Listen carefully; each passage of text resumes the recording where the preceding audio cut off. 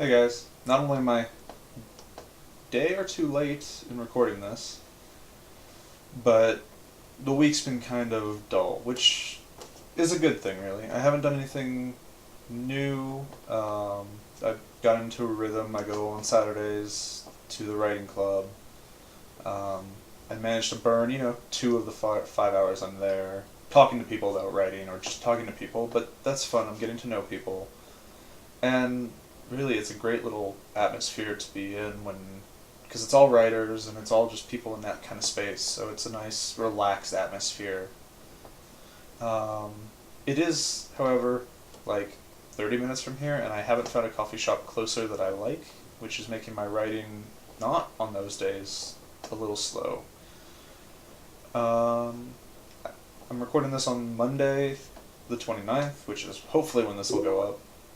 And I'm debating on whether or not I'm going to go to the board game night that comes every Monday, because it's just at 6:30 at night, which is when all of my friends in Japan and Seattle are all done with their stuff, so I can actually do things with them. Uh, Trying to find things to do during the day is a lot harder. The good news is I've had two interviews. One for just either, I think it was like actually more of stock team than anything else, with chapters, which was a nice, relaxed group interview. And then one with the city of Calgary for camp leader, or not camp leader, camp counselor positions, recreation leaders. Uh, and I'm trying to decide. The chapters job sounds like it's 40 hours. Recreation leaders sounds a little rocky, but I would rather do that work than chapters. But the recreation leaders aren't getting back to me until sometime in the next week. And chapters gets back to me tomorrow. So I'm not 100% sure what to do. That being said, I'm really happy that either I've done enough interviews now, or I'm that kind of confident person where I don't know the answer to an interview question half the time. I'm like, but I never hesitate. I give something, I give a confident answer. And more often than not, I have fun in interviews. Like, both the interviews I've done, I'm just super relaxed, super chilled, talking the entire, smiling, being in a good mood without never nervous. Like, I always dress up, you always put on slacks or nice pants and a nice shirt, and you take a backpack, you make sure you have everything, make sure you have a spare resume, just in case. But it's been nice doing all these interviews and not being nervous and not, like, wanting to panic. On the panicking life side of things, well, before I get into that, actually, I've done some cooking. Mom will be happy to know I made stew, and it was promptly eaten. My roommate has his aunt and uncle over, and so I ended up making food using most, like meats that his mom had bought when he came back up here, so like steak from the freezer and stuff. So using meats that were mostly his, fed four people, everybody loved it. I missed an ingredient, just like I always do. I think I've missed an ingredient in every stew or in everything I've made. Nothing important. Usually comes out tasting really good. Um, Although I have to give mad props to my mom, because cooking every day, or even every few days, sucks. Like, it was nice to go home and have mom having made food.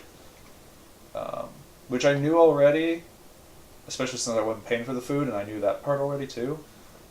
But it's one thing to know it, and then have to experience and be like, I don't know what to make for the next meal, like, I'm out of ideas, kind of thing. But I also have a giant cookbook for ideas. But I don't want to spend too much money on food, so I'm trying to go through what we have in our freezers and stuff, making sure nothing goes too bad. And then the big change in plans, maybe the big question that I hit this week, because there's always a question every week, is I realized I have to make a decision, and I have to make it fairly soon, between going to grad school right now, next year, sending out applications, being like, I'm going to do this, I'm going to go, which would mean I would leave in September. So I'd be here, I'd probably just start settling into a rhythm, starting to get to know the city, have a few friends, turn around and go, and I'd either be going to Toronto or Victoria. I have friends in Victoria, and I have friends in the BC area. I don't know anybody personally in the Toronto area. Or I could stay here, go to a local school, get my teaching certificate in Alberta, go teach as a middle school, elementary, or high school teacher, depending.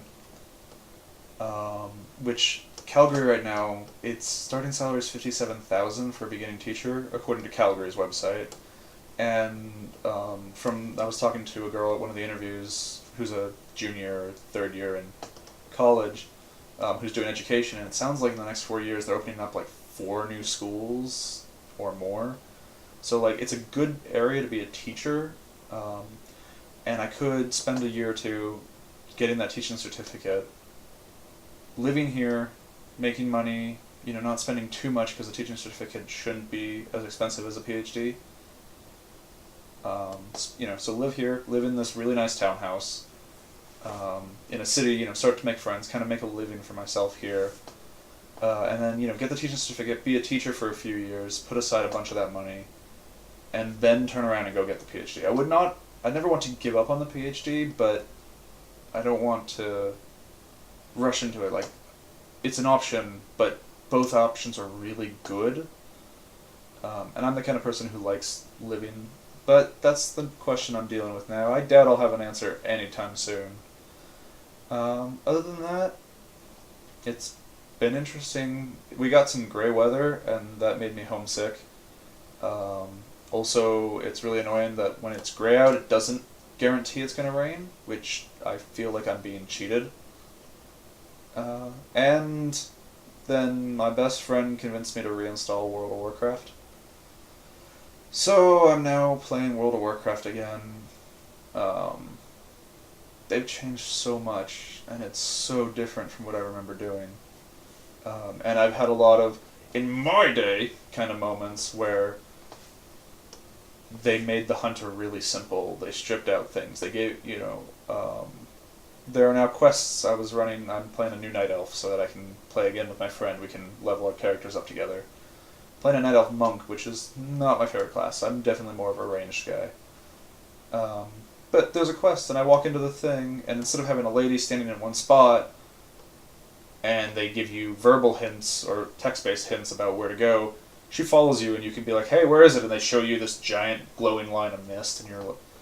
What I remember is that wasn't the case, and there are quests, like in the starting area, that are gone, and I was killing thistlebores because I expected to have to use their meat to turn it in as a quest item, and I had like 20 of it because I just kept killing them on my way. And leveling's a little quicker, and all sorts of fun things like that. And there's also some really sad moments because I played when Cataclysm happened, but I played my 85, and I didn't go back to places like Dalinar, or not Dalinar, like Darkshore. And now going there with my Night Elf character, it's just gone. It's like devastated. The town that I'm used to seeing, the quests that I'm used to doing are gone, and I was like, this is sad. Cool, it's nice that it happened, but there we go. I've been leaning back the entire time. But it's fun, and it cost me 20 bucks. Not even, like 11, 12 bucks because I paid for 1 month, and I'm probably not going to play too much more than that. But it's nice to get back in there, which is admittedly, an addictive thing. But it's nice to get back in there so that I can at least say hi to my character again, kind of get that taste and be like, yep, that's that game, I'm done playing that again, and walk away. Anyway, I did get my hands on, one second, where is it? There it is! A book of Japanese mythology that I'm still, slowly working through. Very slowly. But with any luck, I'll actually be reminded to push myself a little bit, and I'll get a Fandom Through the Ages talking about some Japanese myth. I don't want to do another creation myth, so I'm trying to find something interesting that isn't just creation myth. And that's it. Thanks for watching. This is another update on my life.